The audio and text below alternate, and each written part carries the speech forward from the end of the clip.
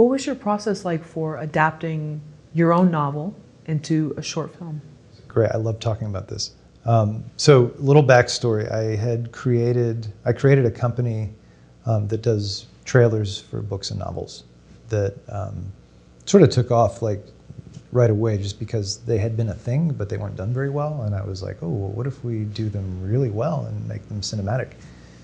And it caught on, and I was able to, through producing those, really get a feel for how to streamline in a way that's faithful to the book, but at the same time isn't obsessively clinging to plot elements that no one is really going to care about who's watching a 1-minute trailer.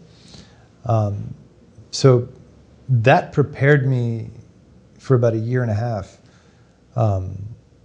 to make cut, because originally when I wrote the script for the short, it was all like it was straight up adaptation. It was like faithful to the details, but I was even talking to some of the actors about their characters. They're like, this doesn't make sense to me. I'm like, it wouldn't actually, unless you read the book. And then I kept hearing myself say that, and I was like, well, then this is for you. You're making this for yourself, not an audience. And so I kind of switched it around, and I stopped doing that. And by just letting go and letting it evolve into a new form, like I'm faithful to the spirit of the book. I'm faithful to most of the characters in the book. New characters emerged for the trailer, plot lines that just kind of got diluted that weren't necessary to know at that level. And I think it turned into a much more organic piece than it would have been had I clung to these details that, you know what I mean?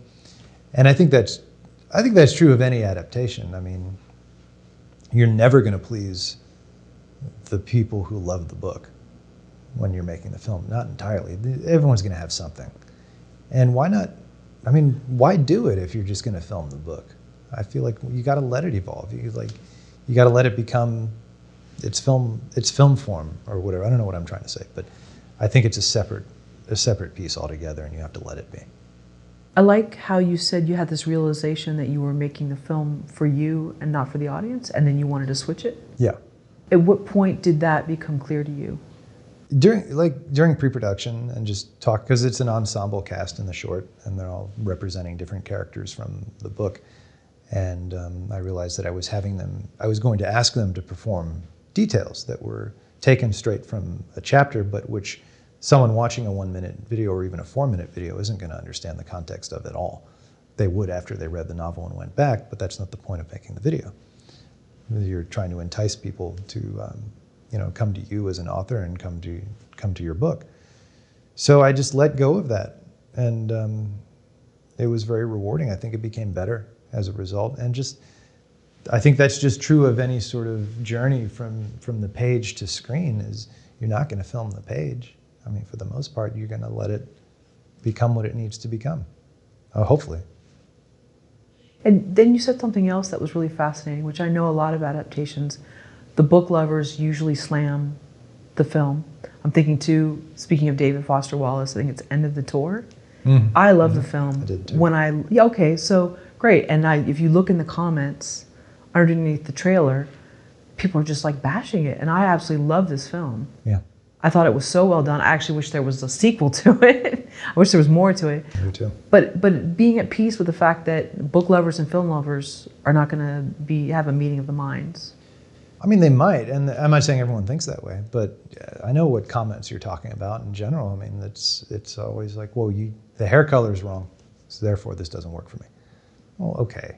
I mean, but I think people are very literal, and they can be too literal, and part of adaptation is changing, and I think it's inherent in the word, and you have to allow that to happen.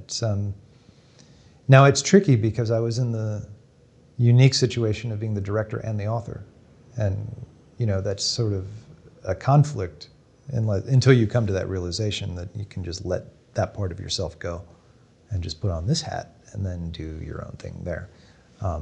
But I can definitely see like being your worst enemy in that situation. And in the beginning, I definitely was.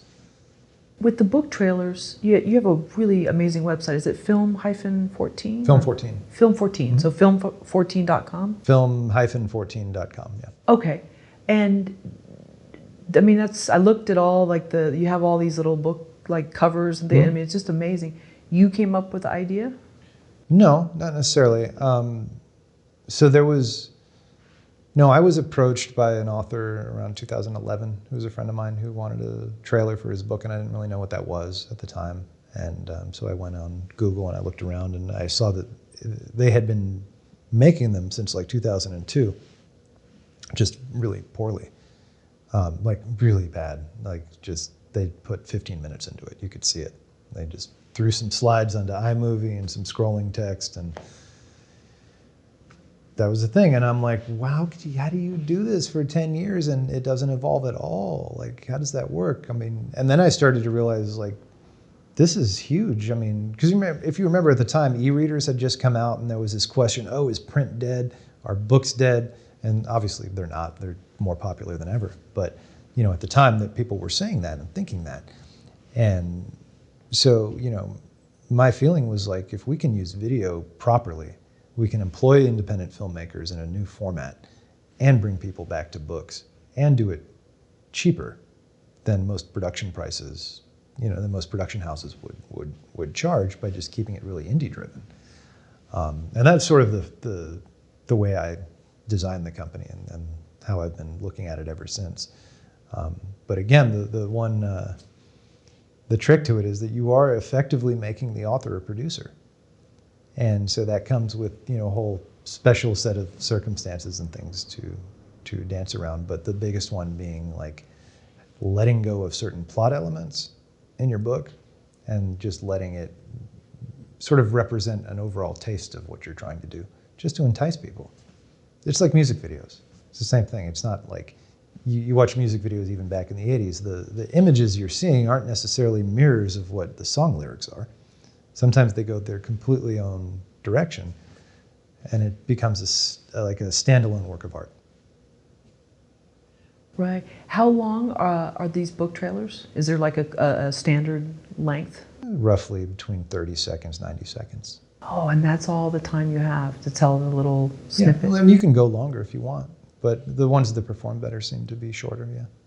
And so it's not the just still images with text that's moving. No. You're using actors, music. Yeah. Wow.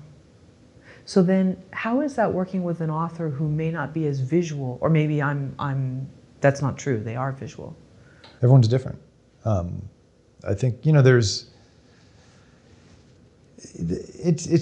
depends who you get. It depends who you're working with. I mean, there are some authors that come to us and they see what we do and they're like, I want that. And you guys just do your thing.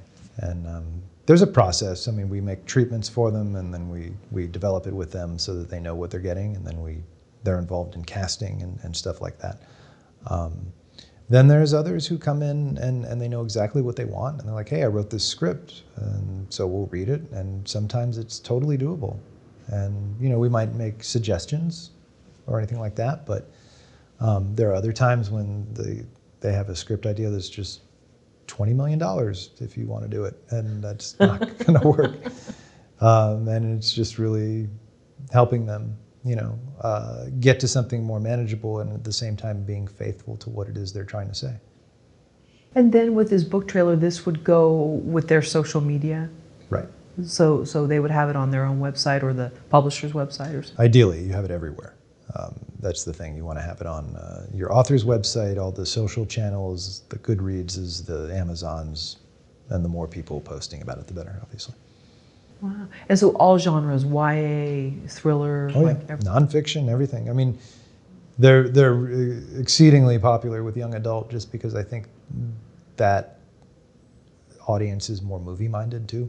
Like they actually they have a stake in seeing the material get adapted to film, and they realize that a really good trailer is sort of a conduit to that, or could be, at least a suggestion. So you hadn't done your adaptation until you'd already been doing other people's? Right. And then you finally said, why don't I try this? Well, I mean, it was around that time I published my book, and so I was in that mode, so I'm like, oh, we're going to do this really cool video for it, we're going to make it very elaborate. But certainly, I think the letting go part of it wouldn't have happened if I hadn't created that groove in my brain with making the trailers originally that I made for the company. Very cool. Yeah, I recommend everybody to go to the site. It's really beautiful the way you have all the covers. Thank you. laid out. Appreciate it.